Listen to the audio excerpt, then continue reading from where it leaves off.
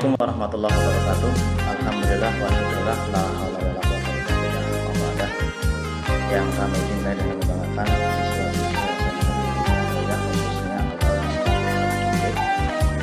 alhamdulillah pada kesempatan kali ini Pak Guru bisa menyampaikan materi lewat media ini, yang mana biasanya kami hanya menyampaikan materi lewat tugas yang ada di grup. Ini merupakan bentuk kepedulian kami terhadap Anda sekalian, yang mana selama kalian diterima di SMP Negeri 3 Troja mungkin baru sekali atau dua kali bertemu langsung dengan saya sebagai pengampu materi pelajaran. Paling tidak dengan video ini mungkin bisa mengurangi kekangenan kalian terhadap lingkungan SMP Negeri 3 Troja, atau mungkin terhadap kegiatan belajar mengajar yang ada di SMP Negeri 3 Troja. Khusus untuk materi PAI memang bisa saya berikan kusucikan wajah dan penglihatanku, tidak agar kalian bisa memahami materi-materi yang akan kami sampaikan. Adapun kesempatan kali ini adalah nanti kami akan menyampaikan tentang materi Toharoh. Atau di tema itu khususnya semua bersih hidup jadi. Selamat mengikuti materi yang saya berikan menggunakan video. Baik, untuk materi Toharoh kali ini kita mulai dari definisi tentang Toharoh. Secara bahasa bahwa Toharoh itu artinya bersuci atau bersih.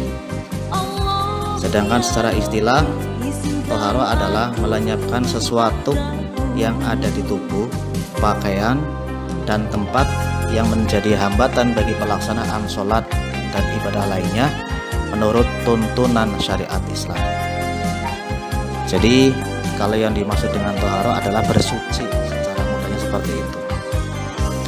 Kemudian adapun dalil yang mendasari diperintahkannya untuk bertoharoh atau bersuci adalah yang pertama firman Allah dalam surat Al-Baqarah ayat 222 yang berbunyi Bismillahirrahmanirrahim, Innallaha yuhibbut tawwabina wa yuhibbul mutatahhirin, yang artinya sesungguhnya Allah mencintai orang-orang yang bertaubat dan mencintai orang-orang yang menyucikan diri atau orang yang bersih. Adapun dari firman Allah tersebut dikuatkan dengan sabda Nabi Muhammad SAW dalam sebuah hadisnya yang diriwayatkan oleh Muslim yang berbunyi Bismillahirrahmanirrahim, La yaqbalullahu sholatan bi ghairi tahuran, yang artinya Allah tidak menerima sholat seseorang yang tidak dalam keadaan bersih atau suci. Adapun macam-macam toharoh atau bersuci adalah ada dua macam. Yang pertama disebut dengan hadas atau bersuci dari hadas. Yang kedua adalah bersuci dari najis. Ini yang akan kita pelajari, dua hal ini yang nanti mulai saat ini dan kedepannya kita akan pelajari hal tersebut. Dari mulai hadas, pengertian hadas itu sendiri adalah sesuatu yang menyebabkan seseorang tidak sah melakukan ibadah tertentu seperti sholat. Kemudian sedangkan adapun pengertian dari najis adalah sesuatu yang datang dari dalam diri tubuh manusia ataupun dari luar manusia yang dapat menyebabkan tidak sahnya badan, pakaian, atau tempat untuk dipakai beribadah. Kalau saya simpulkan, antara dua hal ini, hadas dan najis, dengan bahasa mudahnya adalah hadas itu adalah keadaan seseorang. Keadaan seseorang di mana tidak dalam keadaan suci. Sedangkan najis itu adalah barangnya yang menyebabkan seseorang, yang mengakibatkan orang tersebut tidak boleh beribadah atau dalam keadaan tidak suci. Saya ulangi, bahwa hadas itu adalah keadaan orangnya, sedangkan najis adalah barangnya yang mengakibatkan orang itu tidak bersih. Adapun hadas itu terbagi menjadi dua macam, yaitu yang pertama hadas kecil. Disebut dengan hadas kecil bukan karena bendanya yang kecil, akan tetapi hadas ini cara mensucikannya cukup dengan wudu. Yang mengakibatkan seseorang untuk melaksanakan hadas kecil adalah yang pertama, karena seseorang tersebut mengeluarkan sesuatu dari salah satu dua jalan, yaitu antara lain jalan depan yang disebut dengan kubul atau jalan belakang yang disebut dengan dubur. Jadi sesuatu apa saja yang keluar dari dua jalan tersebut, jalan depan atau belakang, kubul atau dubur, maka orang tersebut terkena hadas. Contoh sesuatu yang keluar dari jalan depan atau belakang, ada yang bentuknya gas, ada yang bentuknya cair, ada yang bentuknya padat. Silakan kalian pikir sendiri, barang apakah itu kira-kira yang padat, cair maupun gas yang dikeluarkan oleh seseorang. Kalau seseorang terkena itu, maka yang bersangkutan terkena hadas.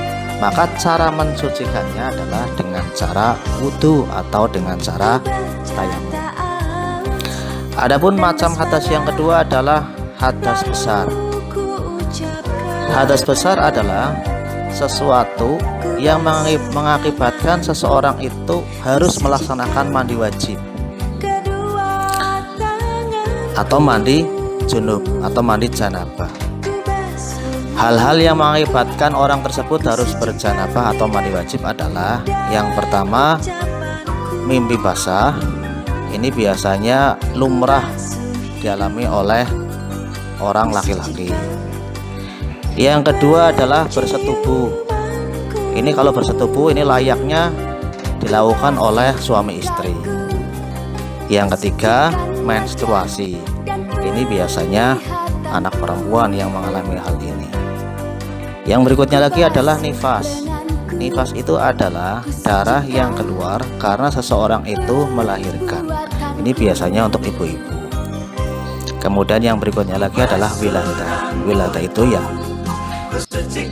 melahirkannya itu sendiri.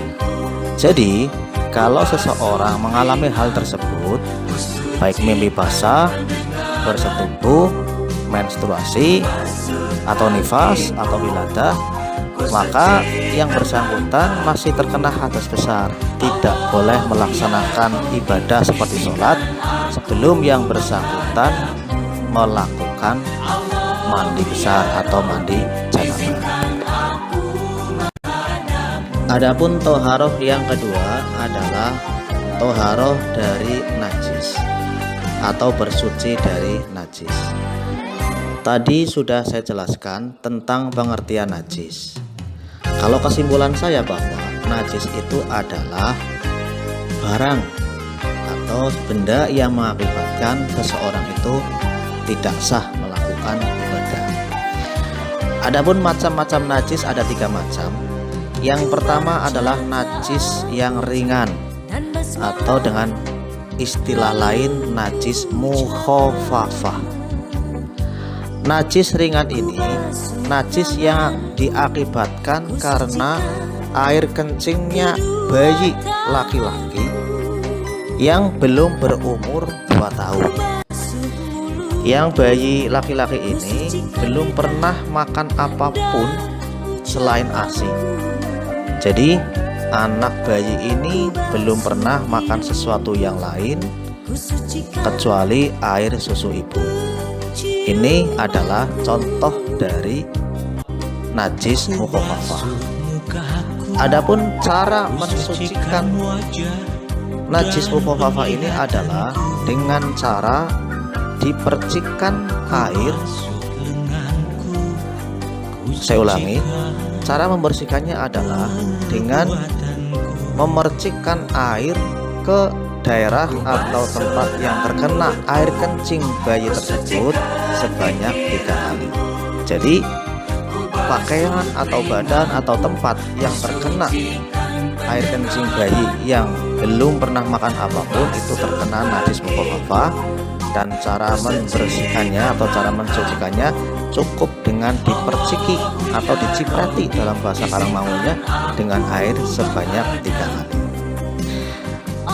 Macam najis yang kedua adalah najis mutawasito atau najis ringan. Najis mutawasito ini juga dibagi 2 macam, yaitu yang berwujud dan yang tidak berwujud. Dengan bahasa fikihnya bahwa najis mutawasito itu ada yang hukmiyah dan ainiyah. Yang pertama yang hukmiyah. Yang hukmiyah adalah najis mutawasito yang tidak berwujud. Contoh, sebuah pakaian yang sudah terkena air kencing yang sudah mengering. Kan airnya sudah tidak ada, tapi baunya masih ada. Itu yang disebut dengan yang hukmiyah. Yang kedua adalah yang ainiyah.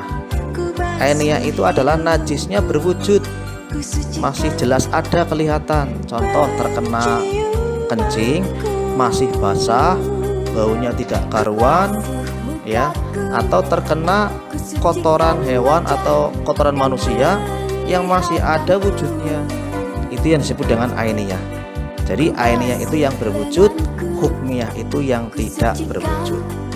Adapun cara mensucikan najis mutawasito adalah kalau yang ainiyah atau yang berwujud, maka caranya dibuang dulu barangnya sampai hilang wujudnya, bendanya, zatnya, warnanya sudah hilang semuanya, baru dibersihkan menggunakan air sebanyak 3 kali.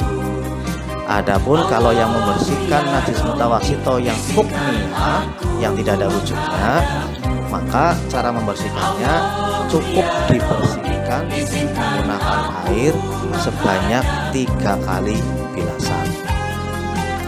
Kemudian najis yang ketiga adalah najis mughaladoh atau najis berat.